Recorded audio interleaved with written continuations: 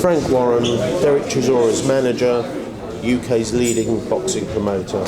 Frank, 5 days to go. How is it all? It's going well, we've had a tremendous response from the public, which is what it's all about. And Derek's, as his manager, I'm pleased with the condition he's in and where he's at this stage. So it's all just ticking over for him and just getting himself mentally focused for the show on the 14th. With all the problems that have been going on with respect to the border control, Luxembourg, has this been a distraction for the fight? Yeah, it has. I mean, the border control behind the scenes have done their best to try and stop this fight from happening, this show from happening, which is wrong. They had an opportunity for the hearing that they had with Derek to ban him if they felt that was appropriate, but they decided to withdraw his licence. In other words, what they're saying now, you can't be licensed by us, but you're not allowed to join any other club, which is, it's basically a restraint of trade. Derek, on the day of the hearing or after the hearing, when they got their verdict, I specifically asked them if there'll be a problem if he decides to take a licence out of another jurisdiction, and the answer was he can do as he pleases. If he chooses, he can even reapply to the Boxing Board of Control. He's chosen not to do that and take their advice. I believe there's also a letter from council suggesting that the board actually said that. There is, absolutely right. Jonathan Crystal, his barrister, has put that in writing. Turning the clock forward, please God this fight goes well, and perhaps now's a good time to ask, how do you see it going? I think it's a tough fight, but I fancy Derek. I think Derek will win the fight. I think he's got good hand speed. He's got good speed. His work rate's brilliant. His work rate's phenomenal, and I think that's going to give David Haye a lot of problems. He's got a very good chin. David's a good puncher, but David, I think, is a bit wobbly on the chin. And I think that if Derek clips him, I think he'll go. All being well, Saturday night goes well. What happens then with respect, not to Derek, to the board, Luxembourg? Well, the Border Control initially put a statement out saying that anybody who participated or had anything to do with the event, whether it be participants or through TV companies or working in any form with on the show, that they would be deemed to have handed in their licence. They had to backtrack on that after receiving letters from quite a few firms of solicitors representing licence holders. They've said that they may decide to call people. That'll be their decision, and we'll see where we go from then. But the fact of life is, action's being issued against the Border Control for restraint of trade anyway, by Luxembourg and a number of licence holders, including myself. Do you see this going to court, or do you think it can be resolved outside of the court? I hope it doesn't go to court. I want to make it very clear, I'm not against the British Boxing Board of Control. I'm against a selective small band of stewards, probably about 3 or 4 of them, who seem to run the sport without taking any reference to licence holders. It's become a private club, and the likes of the president and chairman, Charlie Giles, the QC who sits on the board, John Reeves, I feel should resign. I'm very adamant about that. I feel that they've misled people. They don't answer questions that are being asked. There's no transparency there. And irrespective of this, I think what's happened with David Haye and Derek Chisora has sort of been the catalyst for this all to sort of, from my point of view, to say, right, this is the moment in time. You guys, in my opinion, have to go. It's almost like the straw that's broken the camel's back. Yeah, absolutely, it has. And I'm very, very, I'm just said, right, 2 fingers up to the Border Control, I'm doing this. I've actually had conversations with Charlie Giles 3 weeks before we announced the fight. I told him what was going to go on. I told him he was taking a licence out of the jurisdiction and the fight would be in the UK. All is legal. Newham Council granted a licence for the event at West Ham. The police haven't raised any objections, despite the Border Control writing letters to the council, misleading them, talking about crowd trouble, which is the police football intelligence unit said would not be, in their view, would not be happening. I did a Newsnight programme last week with Robert Smith. Robert Smith said on the air that Chisora was banned. He's not. His licence withdrawn. It's totally wrong to say he's been banned. He quoted that the sports minister was unhappy and was very critical of what happened in Germany. Well, so was I. Everybody was. I'm sure you were. None of us were happy about it. But the sports minister has subsequently come out and said he wants nothing to do with the controversy going on between the licence holders and the board. One of the reasons he's done that is because of an issue regarding Tommy Gilmore, who's a promoter and licence holder in Scotland, who had a dispute with the Boxing Board of Control, and the Board of Control wrote to the sports minister stating that he was outvoted on a particular issue, and it was sour grapes because he was outvoting when in fact, as we all know, he's not allowed to vote because he's a licence holder. So they misled or lied to the sports minister, and he's very much aware of that because I've seen the correspondence. So there's numerous things that have gone down as far as the board are concerned, and I really feel that if they, I do this every day. I've been doing this for 30 odd years. I feel if Charlie Giles or John Rees had any feeling about the sport, then they should step down, and the stewards that are there should approach Lord Coe, who I know after the Olympics Games isn't going to be involved in anything for at least 2 years because he's taking on his next role, which hopefully will be either for an Olympic chairman or the International Athletics chairman. They should approach him, get him in, because he's somebody people respect. There is no respect for Charlie Giles, as much as he may feel so. I was at a meeting, AGM, a couple of weeks ago. He was, many licence holders there were calling for his resignation. They should step down now for the good of the sport. At the AGM, you openly suggested that Lord Coe could be made, was interested and should be approached.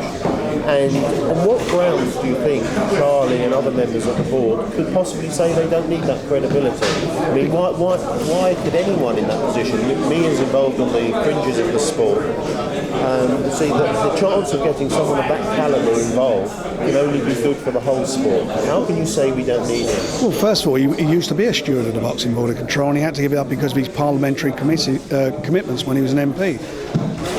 Your question is absolutely right. Why wouldn't they want him? Why wouldn't they want him? Because it means that the jobs for the boys would go out the window. It means that their private little cartel would stop. We are licence holders. We should have a say. There should be transparency, openness at the Board of Control, and there isn't. I know a lot of licence holders, not so much me, lots of licence holders. Over the years, I've been asking for a list of expenses, Charlie Giles' expenses, how much he's spending, which I understand, and he can prove me wrong by producing them. I understand his expenses are 3 times the amount of what the previous 3 chairmen altogether were. Things like that. This is all got to end. It's wrong. You can't have disciplinary committees where you are prosecutor, judge and jury. Should be independent tribunals, the same as they have in football and other sports. We're in the 21st century now.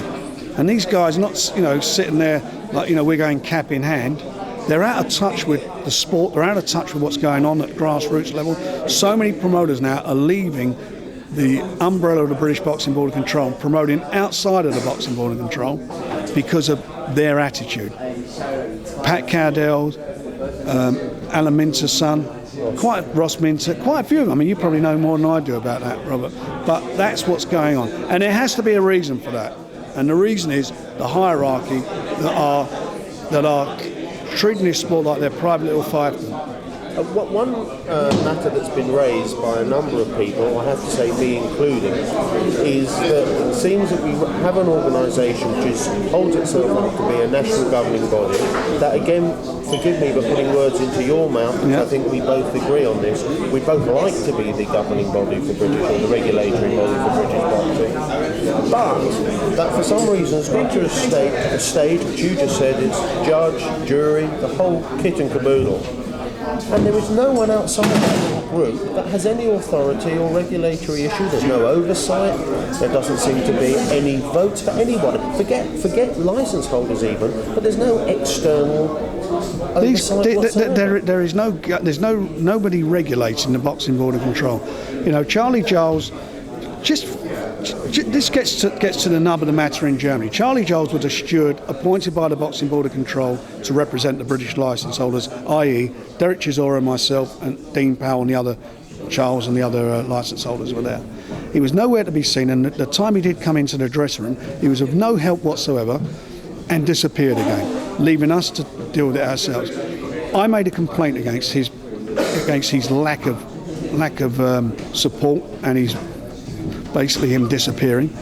And I got a letter back from Lord saying my complaint was vexatious. It was not vexatious. I do this for a living. I know what I'm doing. I've been going around the world. It was a disgrace the way it was. He wasn't available for the hearing. We wanted to ask him questions. Now, he was the guy on the spot. He's a witness and he's not available for the hearing, yet he's in the building and he leaves by the back door. He doesn't even put in a written report. So who is governing these people? And what's happening? They're just sitting around a table, they're going to have a bit of lunch and a bottle of wine, which we paid for on our money, and basically get it together. That's what's going down there, and it's wrong. They're a limited company who came out of administration because of the ridiculous way they decided, and for me, unforgivable way, to take on Michael Watson, who was in a wheelchair in court.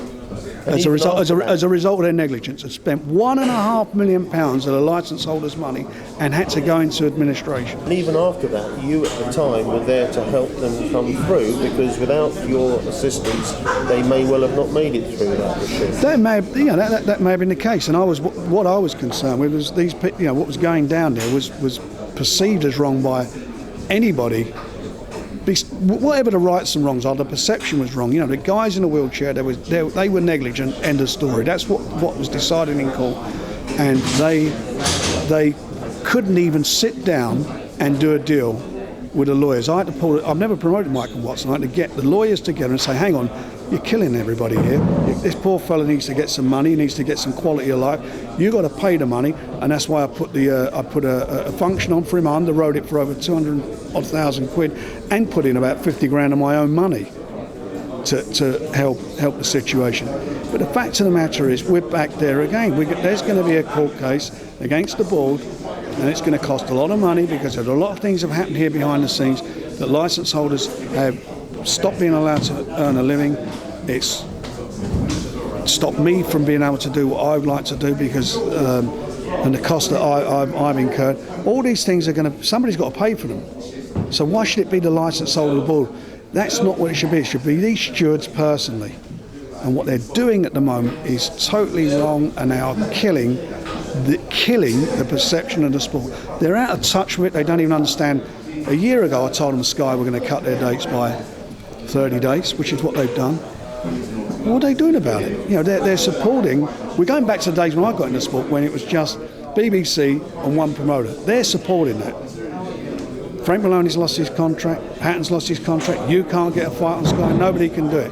All these things have happened because of the board's inability to govern the sport correctly. Why do you think, moving on, you've raised a very interesting question, why do you think Sky has moved, reduced its dates, one could understand, and gone to one promoter? They've reduced their dates because they've invested more money, as we've seen, from the football rights, Premiership rights, and secondly, the money they've paid out, they've laid out on Formula One. Money had to come from somewhere, so they've cut boxing back. Number two is they put it in one promoter because they've not got to argue with anybody. There's no negotiations. It'll be, here it is, here's the budget, just go and do it. And when you get that situation where, and I feel for Frank Maloney when he's being told, if you want David Price to box, he's got to fight on Matchroom shows. That can't be right. That can't be right. Well, certainly what I'm saying with promoters, I would include, as you said, Frank Maloney, who's always been incredibly loyal to Sky, as far as I'm concerned. Well, Ricky Hatton. I mean, he's done the foreword of Adam Smith's book. He wrote the foreword. He got a 2-line email saying, basically, goodbye. Well, that would have been one line.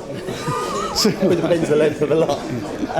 But why do you think Sky have reacted like that? Because one could argue that they haven't helped the sport in that respect. Well, Sky for a long time were, look, you get different circumstances. Sky for a long time were really into boxing big time. I see the writing on the wall when they said no more pay-per-view, and they blame the pay-per-view. It's not right for our subscribers. Blamed the Haye Chisora. But they were the promoters. They were the effective promoters of that fight. They were the promoters of the fight, nobody else, in whatever way you want to look at it. But they didn't give the people their money back. If you feel that bad, then give them their money back. They didn't give it back to them.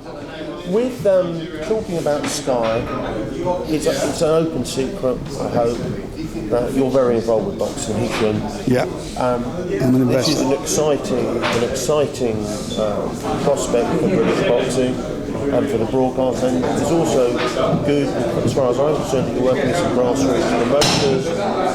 What's the future of Box Nation? How's it doing? Where's it going? Look, it's not what it is what it says on the packet. It's a boxing channel. It's a niche channel, and if you look over, certainly in the last 15 years, there are niche channels for gardening, for decorating, for holidays, for movies, and boxing. We felt, myself and a few other investors, that there is a call for a channel. What does it mean? It means we're getting amateur shows on. You've seen a lot of amateur shows on in the last since September. Yeah, Haringey, at all different levels. You've seen a lot of shows from around the world that have never seen light of day in this country, and obviously a lot of domestic shows. So it's an opportunity, and in a market I believe doesn't get served as well as it could be. So that's what it is, and I hope it goes from strength to strength. They're going to be the big fights. They're going to come along every now and then, but an output deal with Golden Boy, an output deal with Sound, an output deal with myself, and there's a couple others that will be announced in the next couple of weeks, meaning that the boxing fans, the boxing viewers, are going to see some really good shows for a tenner a month. And is the channel going well? The channel's going very well. I mean, it's only been it only launched in September, and it didn't encrypt until December. And December and January, as you know, are 2 dead months as far as boxing is concerned. So really, it's only been going as far as getting proper events on since February. But it's going extremely well. Yeah, it's got good people involved, and you look at the team that's now on the broadcast side. You've got some of the best in the business in Jim Rosenthal, Richard Keys, John Rawlings, Steve Bunce, and I'm sure Big Ron. There's some good people on there, and I feel it's going to go from strength to strength. One paradox for me is that right now the professional stars of tomorrow are the amateurs today.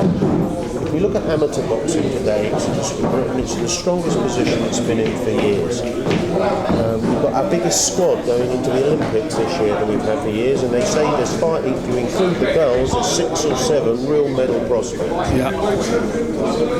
Is there not a slight paradox that the boxing gyms are full, boxing seems to be flourishing, even at the professional level there are more shows than there's been for some years, yet the amount of media and TV coverage is lower than it's been for a long time, and might that be something that you sort of indicate as one of the responsibilities the board should take under its wing? I do. I mean, in my column in The Sun, I mentioned it last week.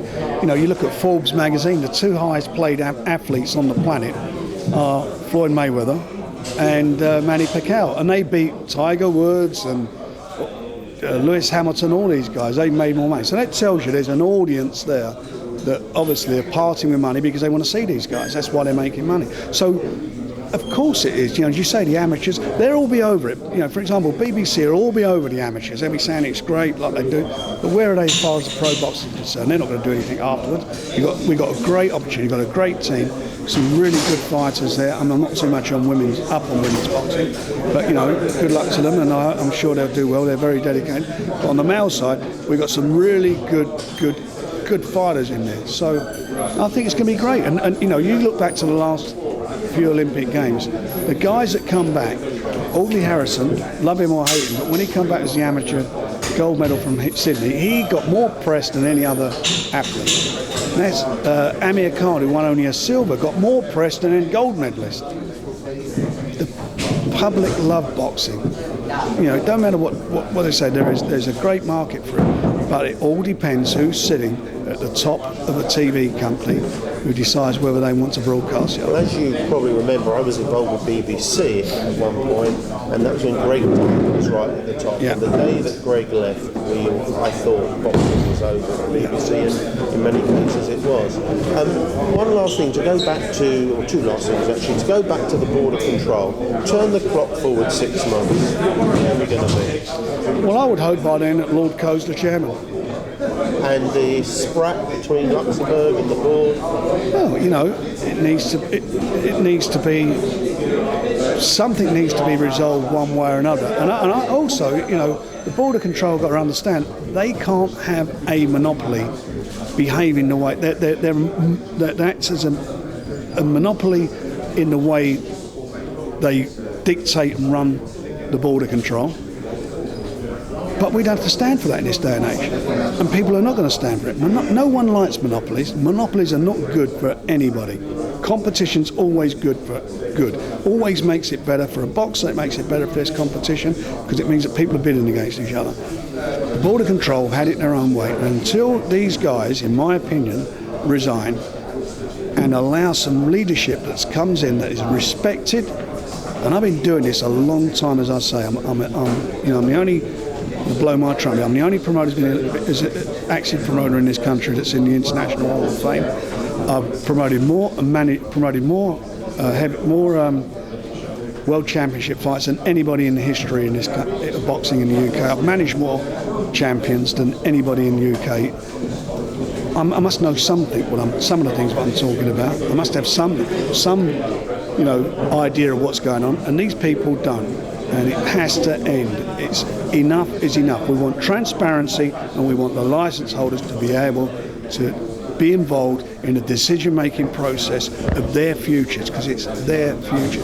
It's been allied to the fact that I heard someone say a few days ago, they're almost like turkeys voting for Christmas. Yeah. Well, that is the case, and they'll be gobbled up because we're not going to put up with this anymore. Frank, one last thing then, just before we end this interview. Is there anything you want to tell the fans, the boxing fans from around the world about the show or the fight on this weekend? Yeah, I believe it's going to be a really good fight. I think it's going to be a competitive fight, and I hope everybody enjoys it. I wouldn't be getting involved in this if Derek Chisora had been banned as a fighter and had been a sensible ban. I would not be involved in this. He hasn't been banned. By the time the fight comes around, he'll be out in the ring for nearly 5.5 months, which is a long time for a fighter. I hope everybody tunes in, or the people who come along and bought tickets have a really enjoyable night, and we all go from strength to strength, because everybody wants, we all, including me, want boxing to be a sport that everybody wants to be involved with, wants to see, because we love it. Look at this, we're in a gym today, look at all these guys working. This is what they do, this is what they put themselves through to be able to fight. And they're entitled to decent representation.